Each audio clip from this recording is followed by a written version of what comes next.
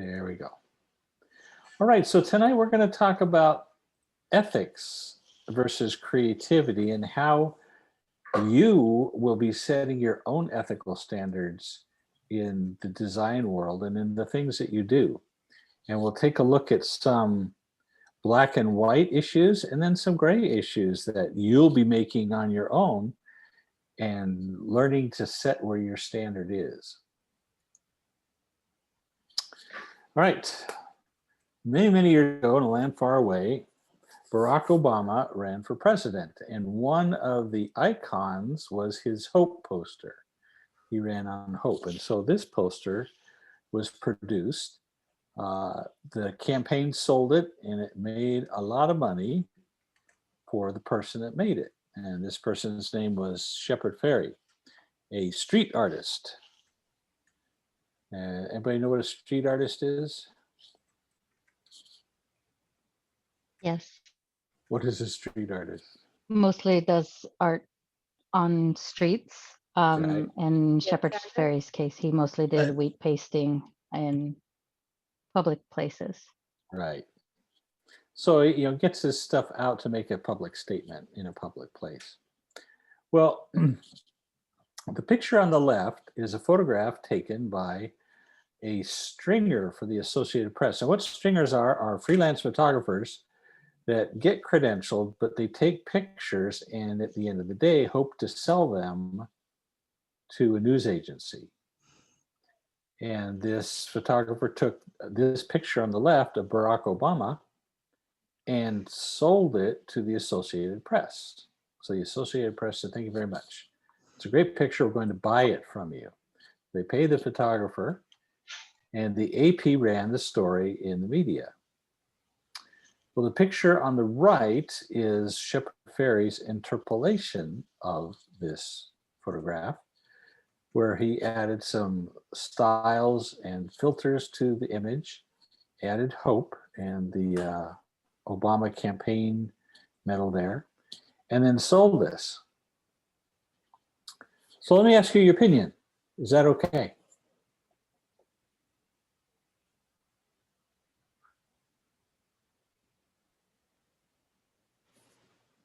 I'm not quite sure. It's not their photo, but I'm hesitant to say whether or not you can manipulate something and make it your own. Okay, that's a fair statement. It's changed a little bit, isn't it? How about if you just credit the person that did the photo? Okay. Well, then you'd have to pay that person, correct, for the money you made on the poster. Mm-hmm. And a good way to look at this is consider if it was you that took the picture or owned the picture, and somebody came and did that and made a lot of money and said, thanks, Jeanette. How would you feel? Nah. That would suck. Yes. I would feel I was entitled to something because it's my photo. Yeah. That's right. Well, the sad news for Shepard Fairey is that he got sued for copyright infringement. Wow. Who owns this picture on the left? The Associated Press, if he sold it to them. The Associated Press bought the picture from the photographer. They own the rights. So one thing you don't want to do is to irritate a major news organization with lots of lawyers on the payroll. So Shepard Fairey got sued, and his claim was that it's changed so much from the original that it should not be considered the original piece, but it should be a new creation that he has entitlement to. So what do you think about that? Well, he's not wrong. There are changes. I mean, it's a red tie. It's got the flag button. If you didn't put them side by side, I probably wouldn't even think that it was someone else's photo. I mean, I would think that it was an original because you can see the flag blurred in the background, whereas his doesn't have a flag. I mean, there are a lot of differences.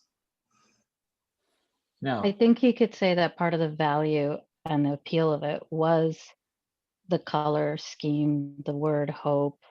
A lot of what he changed is what made it popular compared to the first photo. okay. Those are good points. But now I want you to turn it back around again and say, if my work of art was taken and changed and someone made a lot of money off it, yeah, it's changed. Is that okay? I think once he sold it and kind of gave up that protection for himself, I think that was where he kind of lost the ability to complain about what happens with it from there. Okay. So if the photographer sold it to the Associated Press, does the Associated Press have standing to go after Shepard Fairey for changing the image slightly or a medium amount and making money off it for commercial use? I'm gonna say no Yeah. because they didn't take the picture, so it wasn't their original property. Okay, But they paid to be able to use it for commercial use. that's right. They bought the picture with That's all the true. rights attached. He should have just used another picture. And my opinion changes every time you say, well, what if it was your picture? Yeah. It Well- does. It does. And that's the biggest thing to take to heart is that, well, I don't see anything wrong with it. Oh, it's my picture? Oh, I see a lot wrong with it because I'm not getting any money from it. He's making a ton of money off my picture. So the answer is Shepard Fairey lost his lawsuit because only the owner of a copyright in a work has the right to prepare or authorize someone else to create a new version. You cannot claim copyright to another's work, no matter how much you change it, unless you have the owner's consent. There it is. Now you'll hear, oh, well, if it's changed more than 60%, then it's a new piece of art or whatever. But the copyright law is pretty clear. Doesn't matter how much you change it, if it's the original work that you've changed, that person has claim to copyright. Now, this comes up when you as a designer are asked to use a picture or a piece of work in the client's design, and you don't know if the client has permission to do that. And if you just go along and say, oh, well, the client said it's okay, and then there's a copyright claim, who do you think is going to be the fall person? You, the designer, always. And so that's what you need to remember. Sometimes you have to educate clients in you can't use that picture. It's copyrighted somebody else. You can tell them, see if you can get permission to use it. And that's one thing that people underestimate is the ability of someone to say, yes, I'd love you to use it. And if you want to change it a little bit, that's fine. I'd like to get the credit for it. A lot of people do that. But it's when you do it surreptitiously that you get in trouble. So no, you cannot take someone else's work, and even if you change it a lot, it's still copyright to them. Are there any questions on I have a that? question. Yeah, would it have made a Yes. difference if he hadn't made money? Is That's a good question because there's a lot of things like parody or public figures that you can get away with in copyright. But when you use it for commercial and you make money, that's where the fangs come out and the bristles get up at the back of the neck and people get upset. So perhaps if he had just done that without commercial intent, he might have gotten a cease and desist letter and that would have been it. But because he made a lot of money on it, that's where it gets into it. And they didn't have any sympathy because he lied in court too about what the original image was and just dug his hole deeper. So that didn't help him either. All right. In Photoshop, you have the skill now that you know how to change reality. You can change the aspect, the positions of people to make something look different than it really was. So in the bottom left of these three pictures, take a look, and what do you see?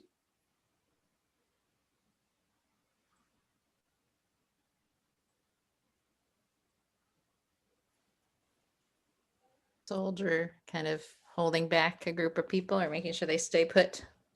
That's right. Is he threatening them? Not, well, he has the gun pointed at them, but Wouldn't help. It would help if it was out low ready, like the bottom right-hand corner. Right. In this case, what's happening is there's shooting from outside and he's telling people to get down. So the gun is not pointed at the man, he's telling him to get down. And in the bottom right, the man is asking him a question holding a child, and he's got his rifle pointed down in a non-threatening manner and talking with him.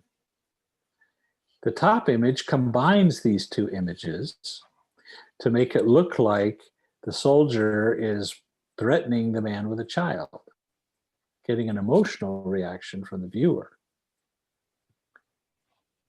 So the photographer took these two pictures and combined them to make a statement. Is that okay? Absolutely not. No, nope. no. Everybody's on a pretty good consensus on that one?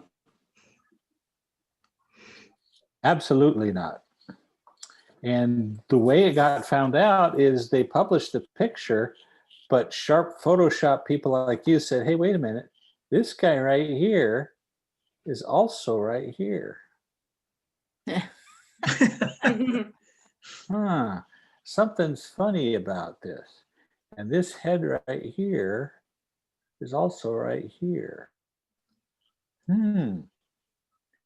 So they contact the paper, the Los Angeles Times, says, hey, something's funny. And so the LA Times contacted the photographer, says, is this a composite? And he fessed up. And this is his statement. Greg Walsky said, I effed up and now no one will touch me. I went from the front line for the greatest newspaper in the world and now I have nothing. No cameras, no car, nothing. Not even a letter of warning. Why was the punishment so severe? Well, if you were the service member that was in that photo, I think that that's a complete attack on your credibility and your everything you stand for. One Yeah, thing. the impact of that dishonesty could be really high. I was Mhm. gonna say, yeah, if something Yeah. could happen to him based on Mm. someone viewing that and getting the wrong impression, and his life could be threatened. Also consider, what kind of reputation does the LA Times have? That the news they print is factual. I mean, we live in an era where everybody is claiming fake news. No news organization wants to get that tag. And so when a photographer does that, it's not just his reputation, it's the reputation of the whole LA Times organization. So if they don't clamp down on that fast, if they say, oh, well, we'll let it go, people are going to say, how many other photographs are manufactured? How many other real instances are changed to fit an agenda? They can't have that. And so that's why immediately they fired him, took away his cameras, his car, and no one's going to hire him. Like he says, no one will touch me because I'm a pariah. I cheated. I made a reality out of non-reality. And so standards, especially for news organizations, if you're interested in going into photojournalism, the ethical standards are very, very high. Most news organizations have a policy that there's no editing allowed. Even if you say, oh, the sky looks a little gray and I felt it was blue, or I'm going to add some blue to the sky. Nope, can't do that, because then you're changing reality again. So in photojournalism, that's a big thing that matters.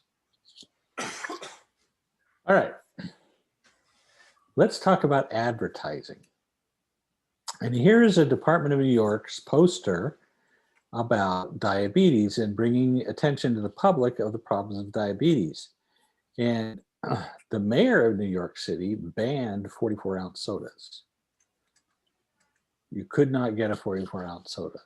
The largest you could get was 32, which was bad planning on his part, because then people just started buying 32 ounces and getting 64 instead of a 44.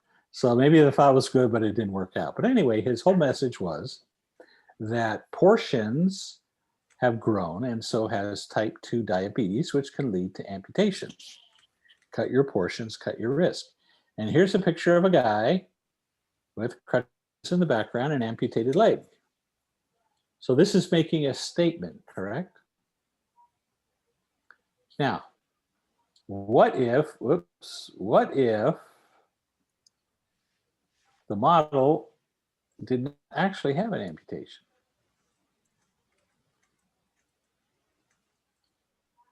It's a stock photo from a service company of this guy, and they took it and they changed it to make it look like he was an amputee.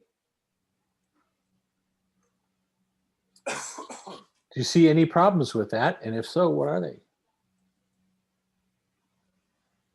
I think in this case, the picture itself wasn't necessarily proof.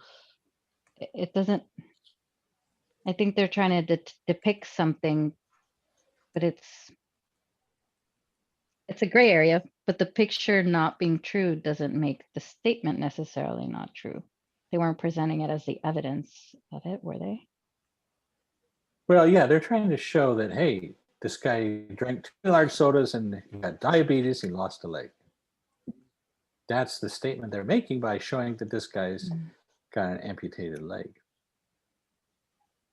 Now, it makes me think, could they have found someone, diabetes person with an amputated leg? Yes. Probably. But what was easier? Stock photo. Go online, find a stock photo, Photoshop. take his leg off in Photoshop, ta-da, you're done. Plus, someone who actually had their leg amputated might not be so willing to be an example That's true. of that. That's true. I remember those smoking commercials. Remember the lady that had the voice box, and when she spoke, it was an anti-smoking commercial, and when she spoke, it was all raspy because she had to talk through a hole in her neck and everything, and that was a statement. That had a lot of impact because that was really a cancer survivor and had to do that. But there's a couple problems here in that if the New York City Health Department fools you with their images, how much trust will you put in their future statements? None. They're hoodwinking you. Question their motivation for even making the ad. Mm-hmm.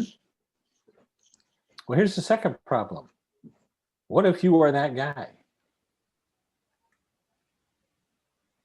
And now there's 10 million posters of you with an amputated leg saying, hey, you're a diabetic and you had to have your leg amputated. He's walking around going, no, I still got my leg. I'm good. And it's not a very flattering cut how they kind of try to, like you said, with the light, they're kind of highlighting size, I think, with him. One of the things that you'll find as terms of use on stock photo sites is that you are prohibited from doing anything to demean or denigrate the person in the stock photo.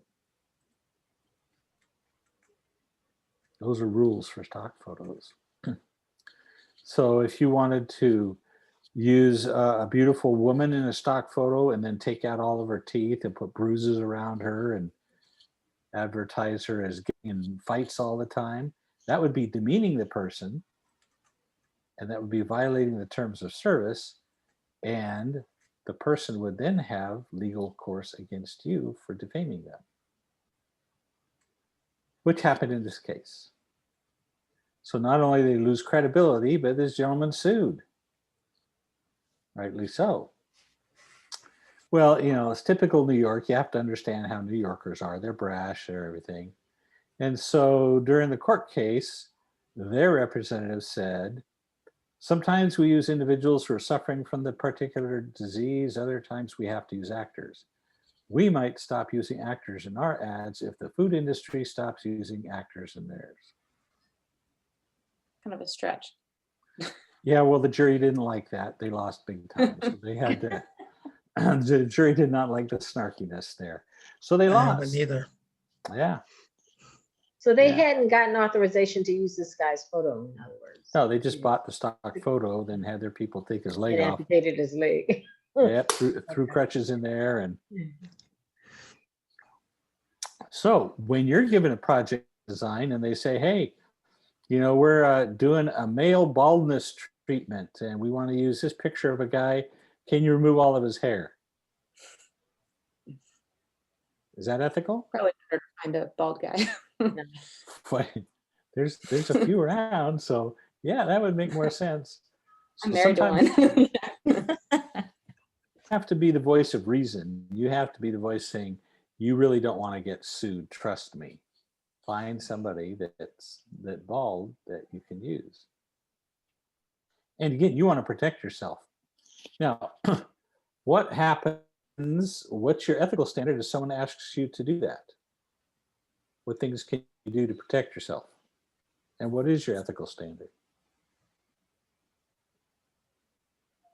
I'm waiting for the next slide. I'm sure there's some sort of law we can cite. Well, I think you can say no, and you can also maybe then write it in a contract if you're having a contract drawn up ahead of time where you have a right to object. Great point.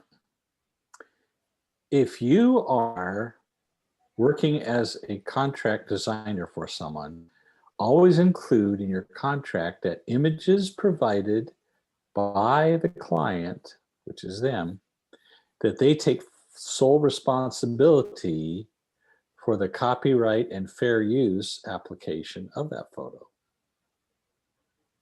And they'll say, what does that mean? And that means, when you tell them, is that if you give me a photo you're not supposed to use, that you're going to get sued, not me. And then suddenly they see the light and they ask you, well, then what should we do? And that's happened. You say, oh, just take it off the internet. You'd be surprised how many people that you think are smart say, well, it's on the internet. It's fair use. You can use any picture on the internet. Oh, dear. That's where you get into trouble. So they lost that. All right. Let's take another look.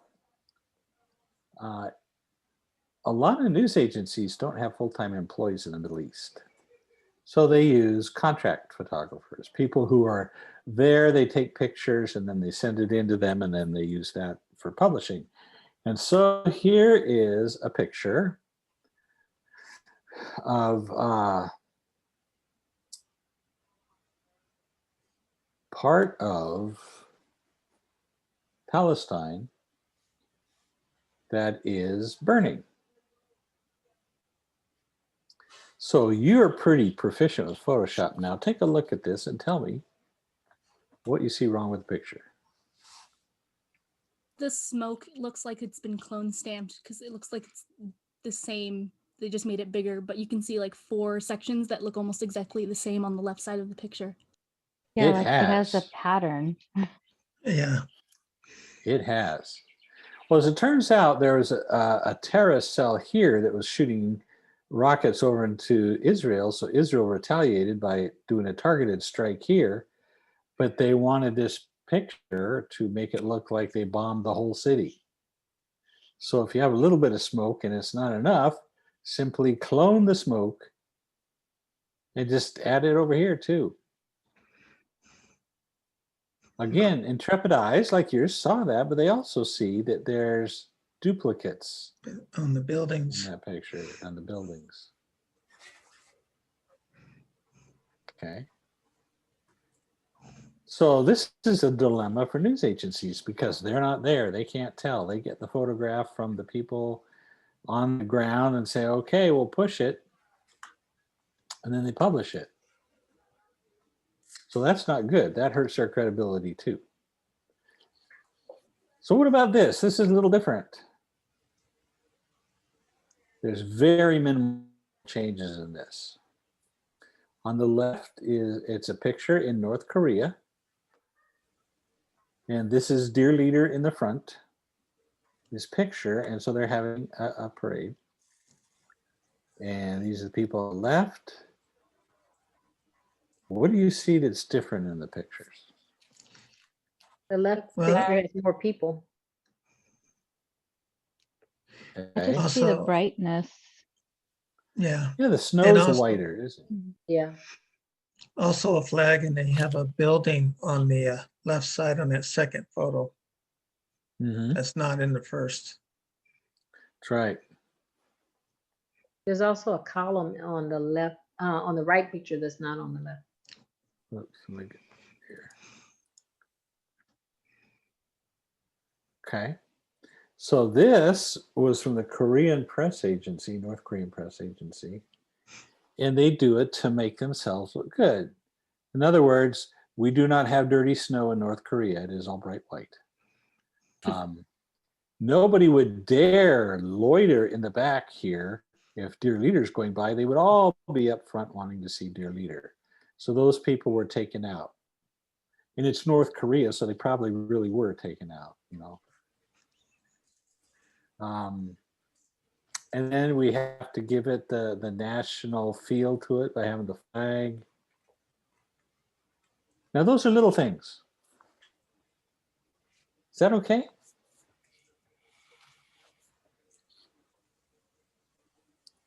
Let me hear from someone who hasn't spoken. Samantha, Jasmine, or Zach, or Adam? Thoughts? Oops.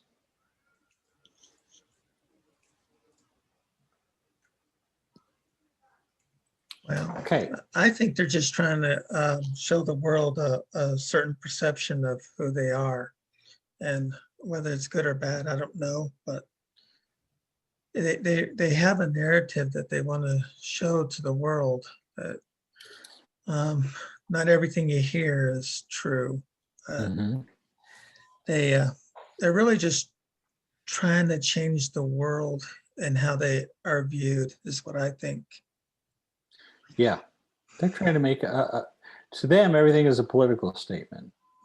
And so that's what I'm trying to do. Even though it's minor, the European Press Photo Agency used it, but then when they saw the original, they issued what they call a mandatory kill. In other words, they'll send out the photo to news media organizations, but when they find out there's something wrong with it, they will issue to those same organizations a kill on that photo.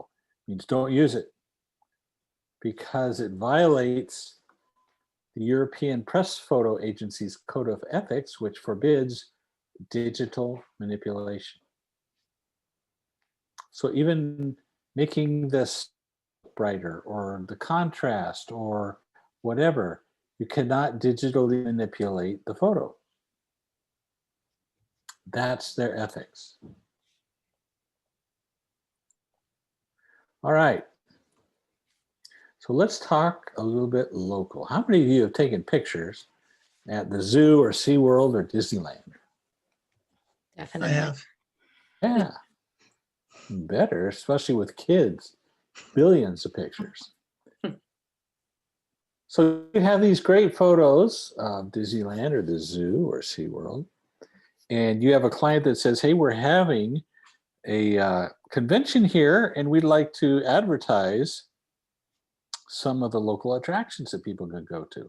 And you go, I have these great pictures I took at the zoo. I can use those. And so you put it in the brochure for the company. Is there a problem with that?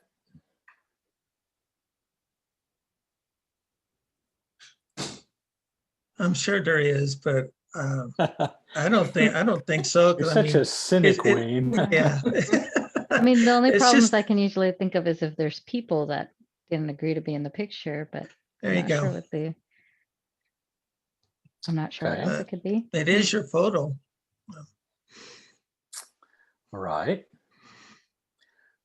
Who has trademarked all Disney imagery?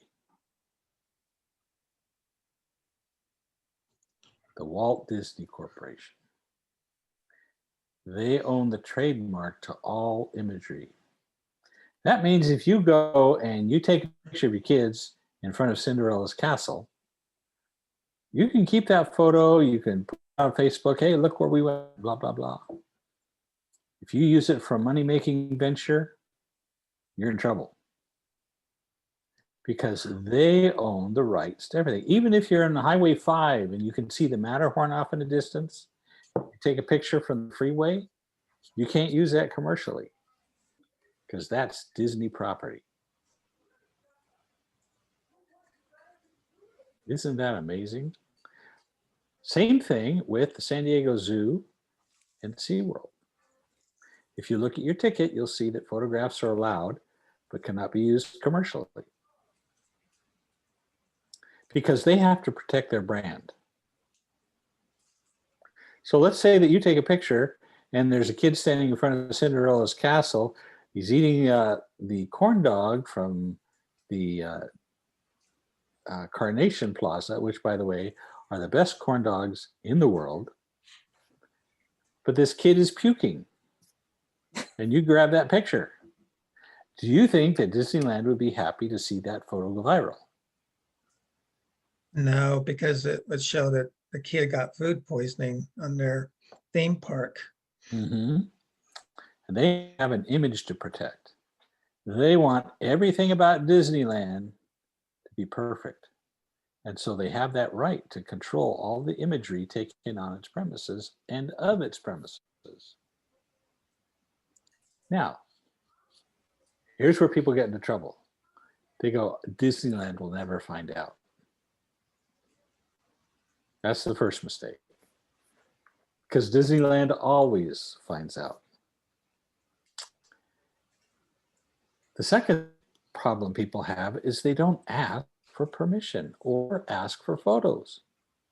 If you call up Disney Public Relations and you say, look, I have a client who's having a big convention down here. There's going to be 2,000 people, and we're making some marketing materials, and I would like to include pictures of Disneyland in it to help show them what's available. They will say, how many pictures would you like to choose from for free? Because it's marketing for them. You are using your brochure to market for Disneyland. They're all in on helping you get that done. And they might even say, tell your conventioneers, if they use this code, we'll set up a code to give them a discount on tickets. But they want you to use the pictures that make them look best, ones they've approved that put them in a good light. And all you have to do is when they give it to you, they'll say, underneath the photo, put the copyright symbol, Walt Disney Corporation. And there you go. So people are afraid to ask. And that's where people get in trouble because they don't ask. They try and sneak around it thinking, oh, Disney will never let me. So you need to ask. The same thing with the zoo and the same thing with SeaWorld. They'll be happy to give, they have tons of pictures.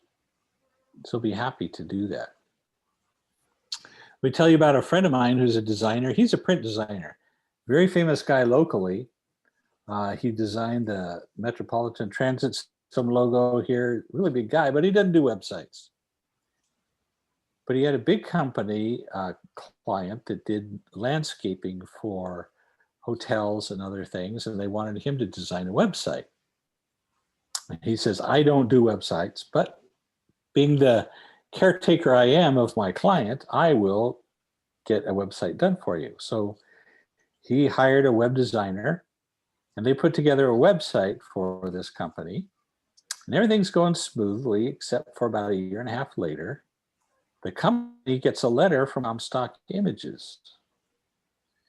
And the letter says, you're using one of our images on your website that you did not purchase. And so we are demanding $3,000 for your use.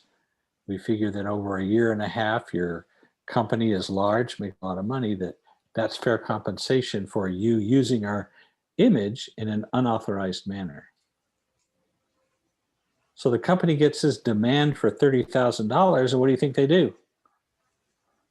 Go to my friend, hey, what's this, Mr. Guy who got us the website? So he says, I don't know. So he goes to contact the web designer. And what does he get? This number has been disconnected. They're gone. So ethically, whose problem is it?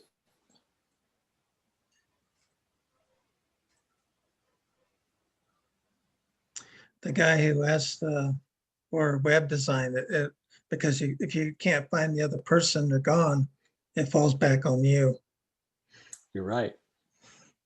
You're right. Ethically, the guy who arranged for the website to be done takes the heat. Now my friend's looking at 30 grand. So he had to hire an attorney and they settled down for $3,000. And it was a 1 by 1 inch picture of a tree.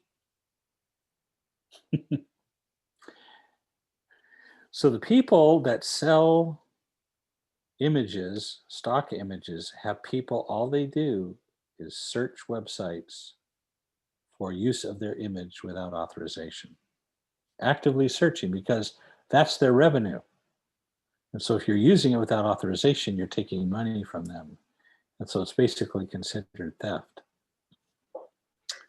One of my fellow instructors here at Cuyamaca College teaches photography. About every 6 months, he takes his photos and puts them through Google image search. And what that does is that searches the entire web for use of that image. Compares pixels. It's pretty smart technology. And he'll often find people that are using his photographs from his portfolio website in their website. And he usually sends them an email that's cease and desist, but if it's egregious and they don't, then he sues them and he collects money. So you can't use images that are copyright to other people without permission. And if you do get permission, get it in writing. An email is fine, but make sure you get it in writing. Because you may have a friend that says, oh yeah, you use my picture for this, and then they find out how big it was and how much money you made, and suddenly they're not so gracious about you using their photo. So I have a question. When I was taking photography class there, I took a picture of a weather vane that was in Old Town, and the teacher really liked it because we had to do a fine art basically with it on Photoshop. And so if you sell that as a fine art, would you get in trouble because it was actually in Old Town? It depends. Was it in Old Town State Park or just in Old Town itself? Old Town itself, and it's just the weather vane itself, but it's really cool looking. You'd be fine. Okay. You'd be fine. If it was in the state park, it'd be different. No. So if it's just in Old Town itself, it's in the city, it's fine. Okay. Now, if you had your choice between these three and taking a picture of La Jolla Cove, which one could you take without worrying about copyright? La Jolla Cove? Yep. You're right. On the quiz. Is, by the way. So, photojournalism, here's the different things that you get exposed to. Photojournalism has to be absolutely real. No enhancing, nothing. Parody is where you're making fun of someone, right? There's a lot of political parody going around, there's pictures of President Trump in all kinds of situations. If you are a public figure, you lose a lot of your rights on how you are depicted. Advertising. When I was a boy, I'd watch Saturday morning cartoons, and I would see toy commercials, and I'd see this toy fly. It was really flying. And then, of course, when I got it, it didn't fly. But they made you believe that because they put that realism. They can't do that anymore. They can't portray something doing an action that it does not do. So advertising rules have changed. So there's a lot of rules in advertising about what you can do. Now, one of the interesting things, if you're into photography, is food photography. Because sometimes when you're photographing food and you've got studio lights and you're spending hours doing it, you can't just have a bowl of ice cream sit there and expect it to stay ice cream.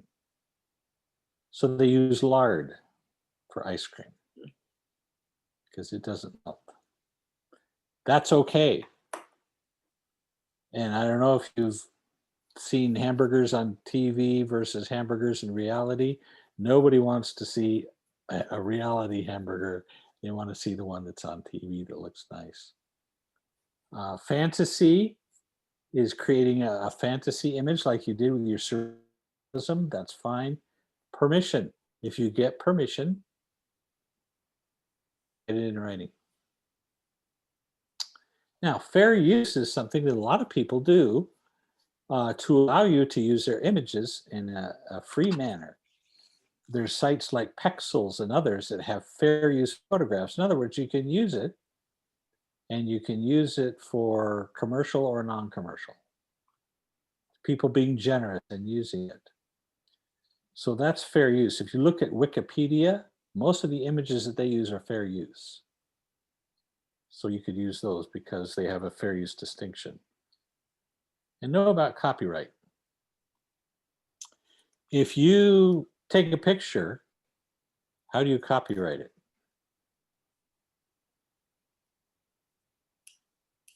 You have to apply for it. Okay. Well, technically, the moment you take it, it's copyrighted to you. Hmm. There used to be a thing where someone would say, if you want to copy it, what you have to do is take it and put it in an envelope and mail it to Yep. yourself to get a date on it so you know that, no. That's what my husband's an artist, and that's what a lot of artists believe. You get it, put it in an envelope, send it to yourself. It's postmarked, don't open it. And now you have proof that you created it at that point in time. Yeah, we live in a digital age now.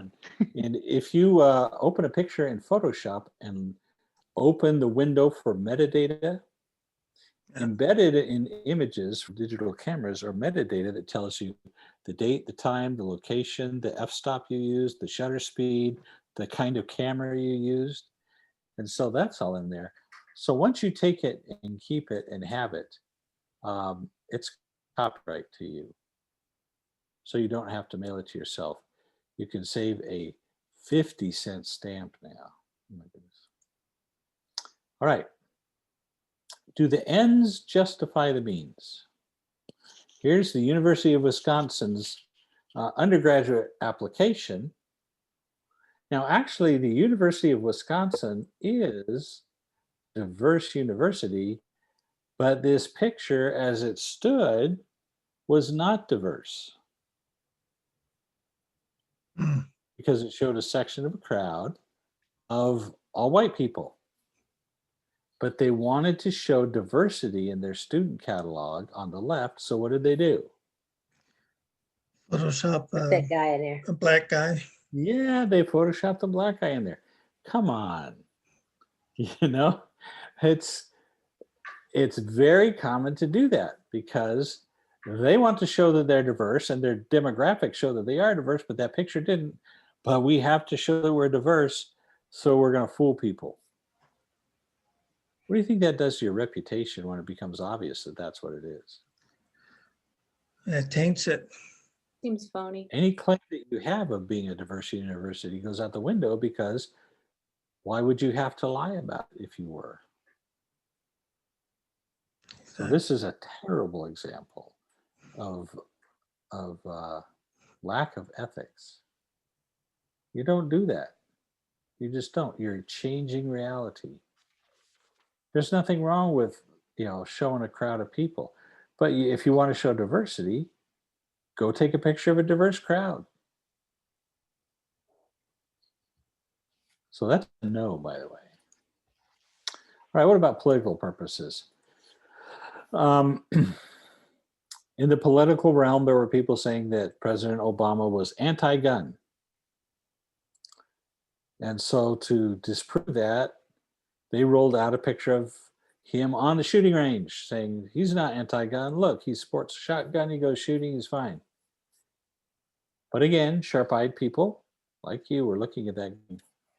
Something's not right here. That's not the stance you use for a shotgun. But it is the stance that you use when you go golfing.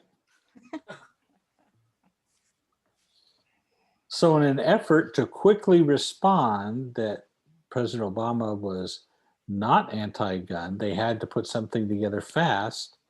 And so they fabricated something and they got caught. And sadly, when they got caught, who did they blame? They blamed Twitter. Twitter sometimes leads to quick action. It's Twitter's fault that that happened. So you're on the front lines of this stuff, and you're going to see this. You're going to have people ask you to do this.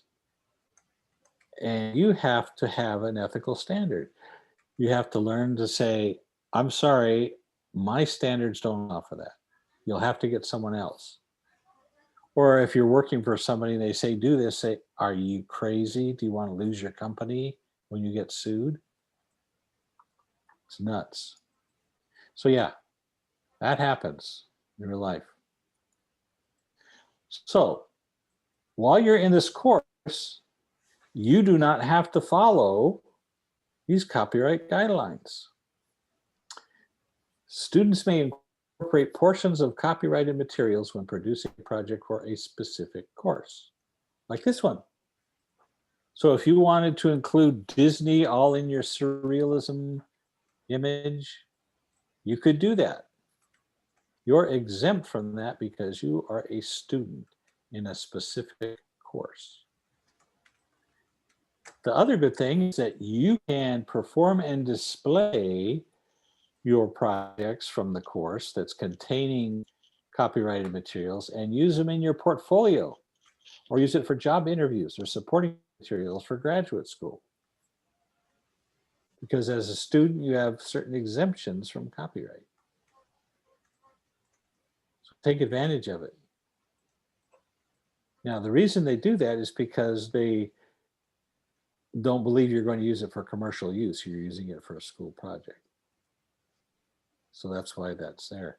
But even for faculty, faculty can include portions of copyrighted works, which is why I can show you Disneyland, SeaWorld, and the zoo, because I'm producing multimedia project for teaching in support of curriculum-based instructional activities. And faculty can also use it for assignments for students self-study. So I could give you the Universal Studios globe and tell you to make different renditions based upon color or theory. You could do that for online instruction like this, and for professional conferences, presentations, or workshops. So you have an exemption as a student for a lot of these. All right, we'll skip that.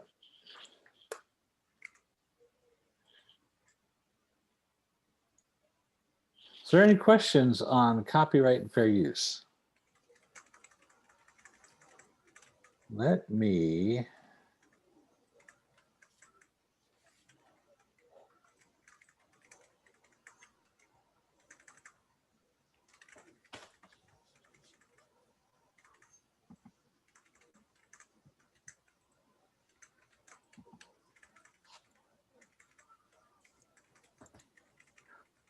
okay.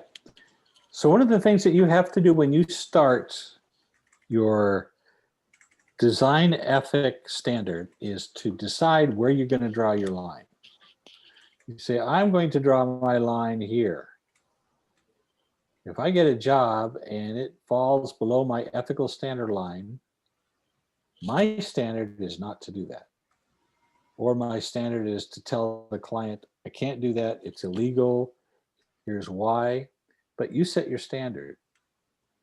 Now your standard line really doesn't work if you say, this is my standard. Oh, they're going to pay me how much? Okay, maybe this is just one time I'll dip down and then I'll go back to having a standard and continue that. And oh man, this is a big project. Okay, I'll dip down a little bit. And so your ethical line starts having dips and problems. And so if you have an ethical standard like that, you really don't have a baseline, do you? And so you need to decide whether you're going to be an ethical designer or not. In San Diego, the design world is very close knit, and you can establish a real good reputation or a real bad reputation pretty fast. And so if industry thinks that your standards are low, then they are not going to want to give you work or get you involved in projects because you bring their standard low. But if everybody has a consistent standard, erases here.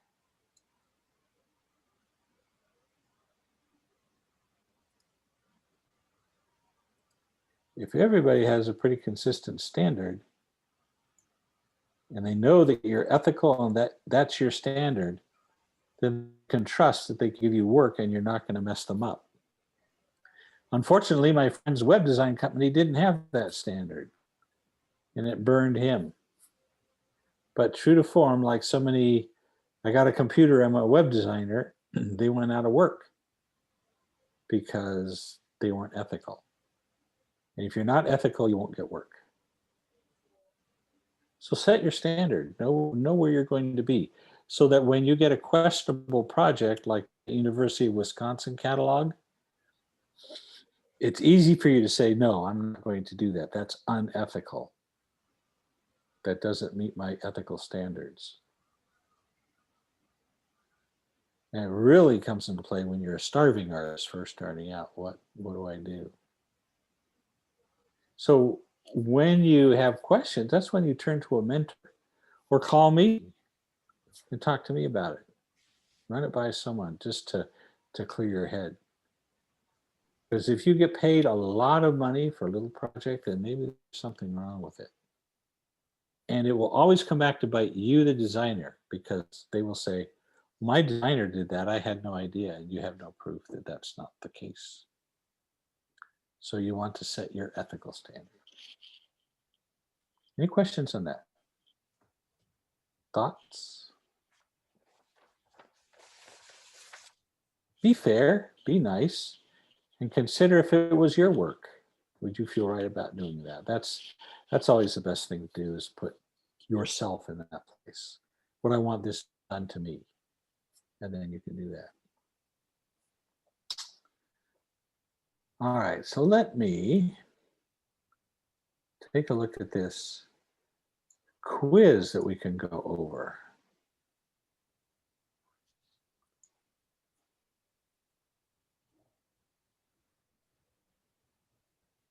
Don't want that.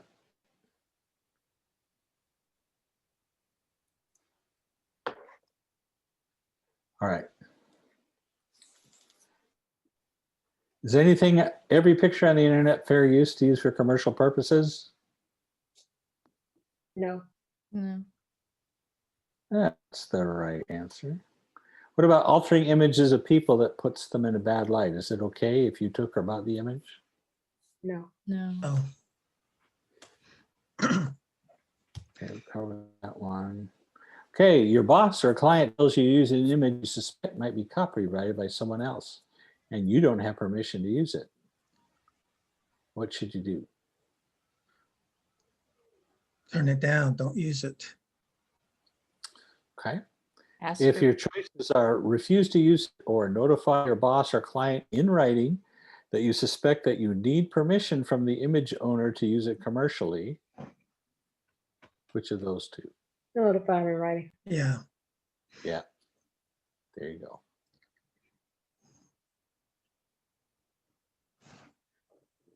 Okay, your boss or client tells you they want the project to match someone else's project exactly. Is that an example of plagiarism? Certainly. yes, yes. Yes, it is. And you can use someone else's image commercially if you change it within 60%, true or false? False. False. False. True or false? It's a good practice to set your ethical standard and hold fast to it. Okay. Yes. What's it called when you use someone else's work as your own? Plagiarism. Plagiarism. See, you guys got this. So it's not really designed to trick you. It's just to cement in your mind these ethical standards. So years down the road, something happens, I can say, he answered all these questions right. So I know he knew the ethical standards. So you know. Okay. So that quiz is available online as part of 7. And then your discussion for this week is to talk about ethics. What are your thoughts on ethics in design? How do you feel about copyright laws? And then comment on a couple other people's thoughts. And there's no right or wrong. It's just a discussion to get you to think. Because a lot of these things probably never entered your mind. They never entered mine when I first started out. And I was always like, dang, really? Another one. So hopefully you can develop your line right away and you know where your ethical standards are. I know you already have high ethics because you took my class. So that's perfect. All right. That's a short class for tonight. Any questions? All right. So next week, we'll talk about animation in Photoshop on Tuesday. And then you have like the following Wednesday to get that turned in. And then you're working on project 3. So time is coming to an end. I hope all of you have a great week. And I will see you next week. Thank you. Thank Good you. night. Bye. Thank you. Good night. Night. Good night.